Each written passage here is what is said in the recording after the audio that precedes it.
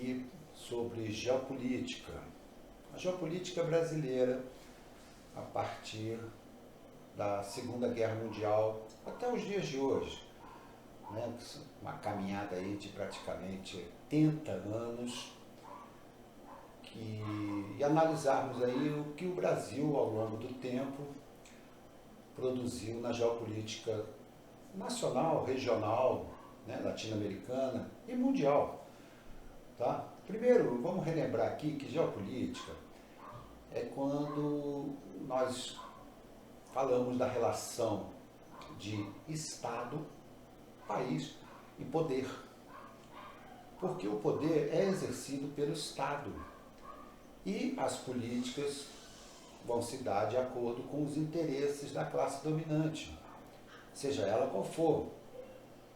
Uma classe dominante mais voltada para a elite econômica, ou, no caso do socialismo, que vigorou em boa parte do mundo no século XX, quando a gente destaca uma elite burocrática, dirigentes do Partido Comunista, que ainda existe, embora num número muito pequeno, como na Coreia do Norte, Cuba, China, talvez não, porque a China economicamente já é um país capitalista. Enfim, estamos falando de espaço e poder. Tudo bem? Olha só, quando nós abordamos o Brasil durante a Segunda Guerra Mundial, temos que lembrar do governo Getúlio Vargas, que assumiu em 1930, com a Revolução de 30, e foi até 1945, 15 anos de poder. E os estudos apontam que o Getúlio Vargas tinha muitas características do seu governo do fascismo, uma cópia do modelo italiano. Basta ver algumas atitudes tomadas pelo governo Vargas durante esse período ditatorial, como, por exemplo, a criação das CLTs. Ficou bem claro que isso foi inspirado no modelo fascista italiano de relação de trabalho entre empresas e trabalhadores, empregadores e empregados. Só para dar um exemplo, além da própria ditadura em si, Getúlio Vargas perseguiu muito seus opositores de uma forma totalitarista. Ora, quando a Segunda Guerra eclode em 1939, ficou bem claro que, de um lado, iria ficar as forças do eixo, compostas por Alemanha nazista, Itália fascista e o Japão imperialista, e do outro lado, com o desenrolar, as forças democráticas, como Estados Unidos, Inglaterra e França. Desse lado aqui, também temos a União Soviética, que era um país totalitarista, governado na época pelo Stalin, mas que é importante lembrar que de 1939 a 1941, a União Soviética era aliada da Alemanha. Houve um acordo entre Hitler e Stalin de não agressão.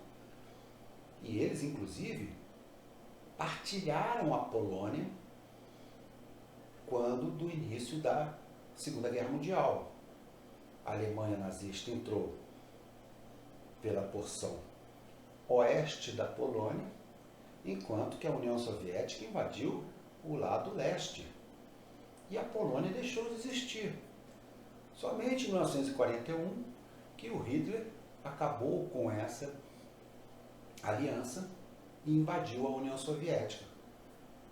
Tudo bem? Então, é importante lembrar que nessas forças chamadas democráticas, os chamados aliados, os vencedores da guerra, está um país que não se caracteriza pela democracia representativa, como conhecemos hoje a democracia do chamado mundo ocidental. Tá? Mas A União Soviética entrou depois. Bom, vamos focar em Vargas. Pela lógica, Vargas deveria entrar do lado do eixo. Mas não aconteceu. Na verdade, o Vargas entrou do lado dos Estados Unidos. Porque o Brasil já era uma área de influência estadunidense, americana. Mas por que o Vargas preferiu os Estados Unidos? Foi uma questão de pragmatismo. Houve uma troca entre o Brasil e os Estados Unidos. O que os Estados Unidos queriam do Brasil? Queriam uma base aeronaval localizada no Nordeste, para o esforço de guerra que estava acontecendo no norte da África, antes da retomada da Europa. A guerra aconteceu ali no norte da África, incluindo Argélia, Líbia, Egito, entre as forças do eixo e os aliados. E os americanos não tinham autonomia de voo e precisavam de uma base de operações no Nordeste brasileiro. E o escolhido foi o Rio Grande do Norte, Natal, uma base muito grande que foi fundamental para o esforço de guerra. Lembrando também que os americanos conseguiram outra base no Recife e mais uma base em Fernando de Noronha, especialmente aí no caso para dar uma proteção da escolta, porque muitos submarinos alemães, os lobos do mar, estavam atacando as embarcações, tanto brasileiras quanto americanas. Tudo bem? Então, foi isso que aconteceu. E o que o Brasil ganhou em troca?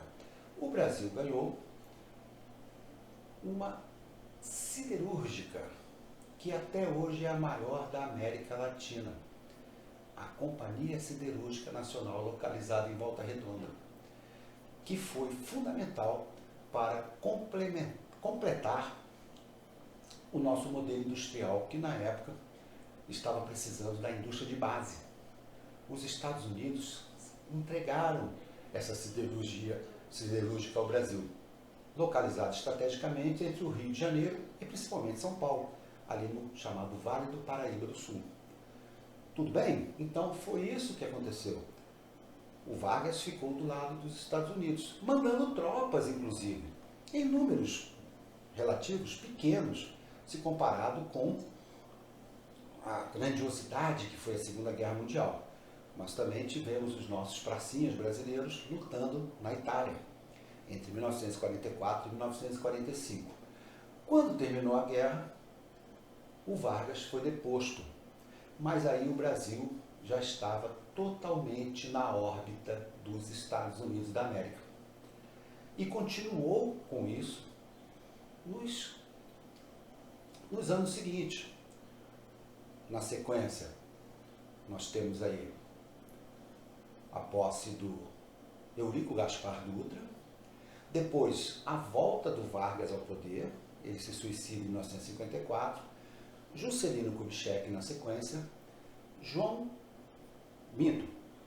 Quadros, e aí, nesse período da transição entre JK, Juscelino Kubitschek, para Jânio Quadros, aconteceu algo na América Latina que abalou as estruturas desse domínio dos Estados Unidos no subcontinente.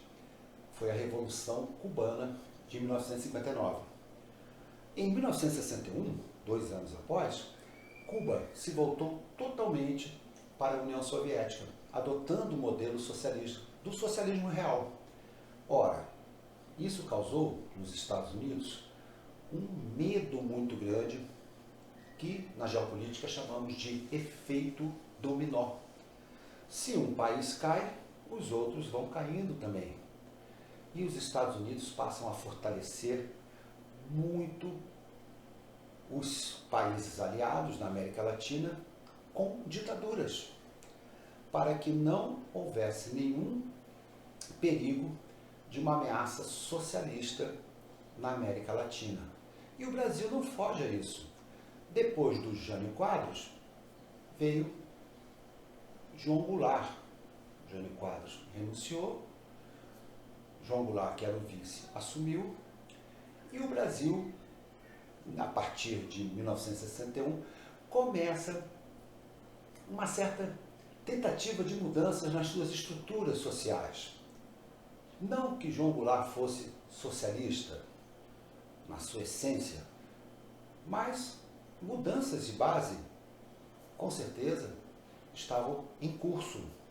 E isso assustou a elite brasileira, a classe média e também os Estados Unidos, com as suas elites aqui, que tinham muito interesses, especialmente com as empresas aqui instaladas, como General Motors e Ford.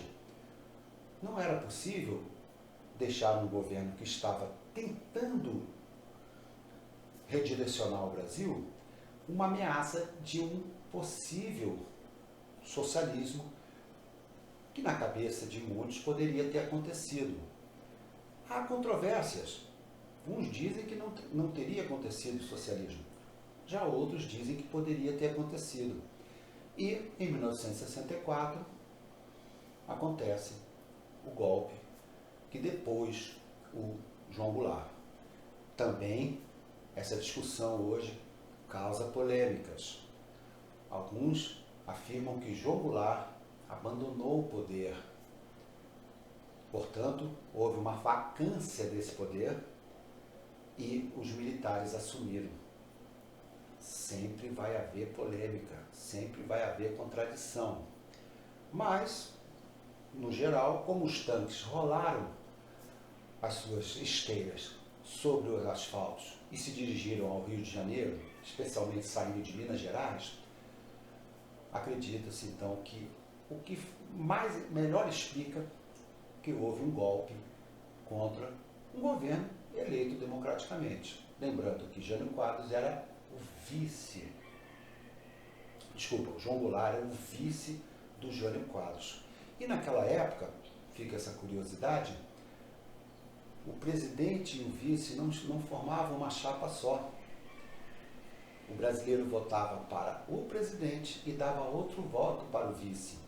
E o João Goulart, com certeza, estava mais ligado a um populismo, mais ligado, falando em nomes mais atuais, a uma social-democracia, inclusive do seu cunhado, o Leonel Brizola, que na época era governador do Rio Grande do Sul e fugiu para o Uruguai, assim como o João Goulart.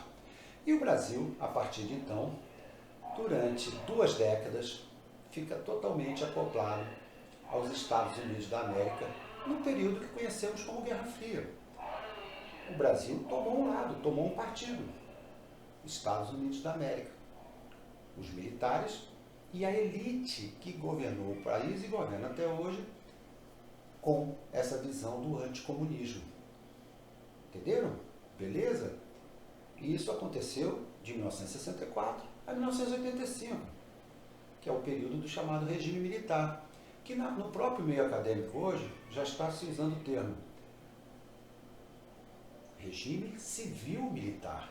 Porque, na verdade, a elite econômica nacional, apoiada pela internacional, leia-se Estados Unidos, é quem mais se interessava por essa permanência dos militares no poder. Ok, pessoal? Então, foi isso que aconteceu nesse período aí que eu estou relatando para vocês do chamado regime militar. Importante frisar que o Brasil, por sua grandiosidade territorial, populacional, natural, com muitos recursos, é o líder natural da América Latina.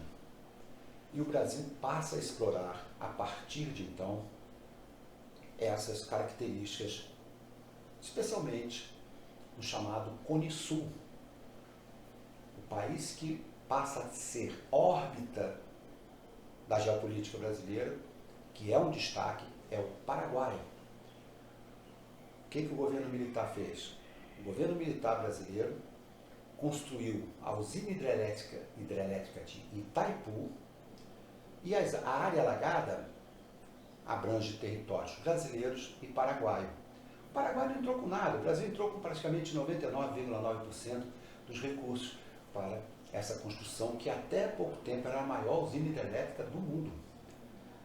Só que metade da produção de energia pertence ao Paraguai.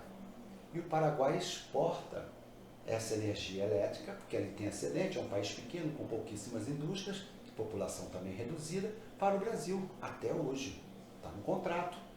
Além do que, o Paraguai, que não tem acesso aos oceanos e mares, para escoar sua produção, necessitava do escoamento através do Rio de la Plata, passando pela Argentina.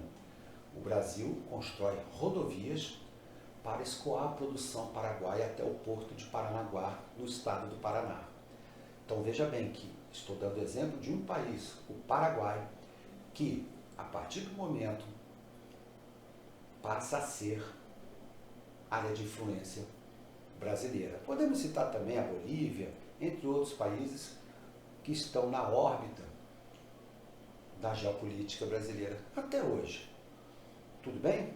E outra coisa importante, que é aquelas coisas que trazem ambiguidade, contradição no que acontece na teoria e na prática.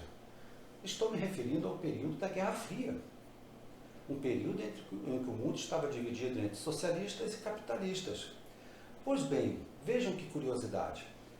Quando, depois de uma guerra de quase 2 décadas, as ex-colônias portuguesas na África, que falam português, se libertam de Portugal em 1975, no auge desse conflito ideológico, dessa bipolaridade mundial, Angola, Moçambique e Guiné-Bissau, além de Cabo Verde e São Tomé e Príncipe, 5 países de língua portuguesa na África, eles se tornam socialistas. E começa uma guerra civil entre os apoiadores do capitalismo e os do socialista, mas o poder ficou em Angola e Moçambique com os socialistas. Por incrível que pareça, o primeiro país a reconhecer a independência tanto de Angola quanto de Moçambique foi o Brasil. E o Brasil, na época, era totalmente contrário ao socialismo real. Inclusive aqui tinha perseguição aos grupos chamados de clandestinos socialistas. Tudo bem? Então foi isso que aconteceu. Ora, o Brasil também passa a ter uma visão muito grande sobre a África subsaariana. E assim que concede que Portugal foi embora, que Portugal concedeu a independência, que não foi de graça, foi com uma guerra muito violenta, o que empresas brasileiras fazem? Começam a se instalar em Angola, Moçambique e Guiné-Bissau. E, coincidência, são as empreiteiras que vão reconstruir o país e construir novas obras de infraestrutura. E entre elas, podemos citar, por exemplo, algumas envolvidas no petrolão. E a própria Petrobras também passa a atuar no território angolano, porque Angola é rica em petróleo. Tudo isso se deve, para alguns, à iminência parda do governo militar, que foi o general Golbery Couto e Silva, que era um grande estratégico geopolítico. E, mais uma vez, percebam que não houve, então, aquele ataque sistemático aos países socialistas, ao socialismo. Tudo bem? Notem que os interesses foram muito maiores em benefício das grandes corporações brasileiras. Legal, pessoal? Essa é a primeira parte, depois eu vou continuar com a segunda parte sobre esse assunto da geopolítica brasileira. Ok? Valeu!